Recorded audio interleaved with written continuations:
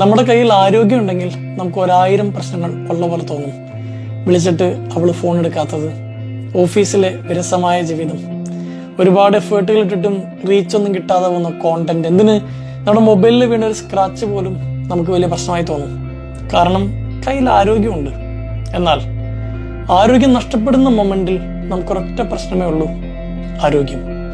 കുറച്ച് ദിവസങ്ങൾക്ക് മുമ്പ് ഈ വെർട്ടൈഗോ ഇഷ്യൂ വന്ന് ഇയർബാലൻസ് ആയിരുന്നു, ഇങ്ങനെ തലകറങ്ങി വീഴും പെട്ടെന്ന്. ഒരിക്കൽ ഭക്ഷണം കഴിച്ചുകൊണ്ടിരിക്കുമ്പോൾ തലകറക്കം വന്ന് വീഴാനിങ്ങനെ പോകുന്നു. അവസാനം സുഹൃത്ത് വന്നാണ് എൻ്റെ വണ്ടി എടുത്ത് എന്നെ തിരിച്ച് ഡ്രോപ്പ് ചെയ്തു.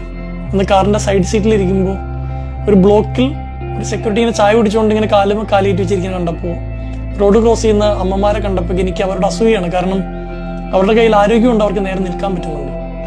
അപ്പോൾ ആരോഗ്യം റിക്കവറായി കഴിഞ്ഞപ്പോഴാണ് ഞാൻ വീഡിയോ ചെയ്യുന്നത് പോലും.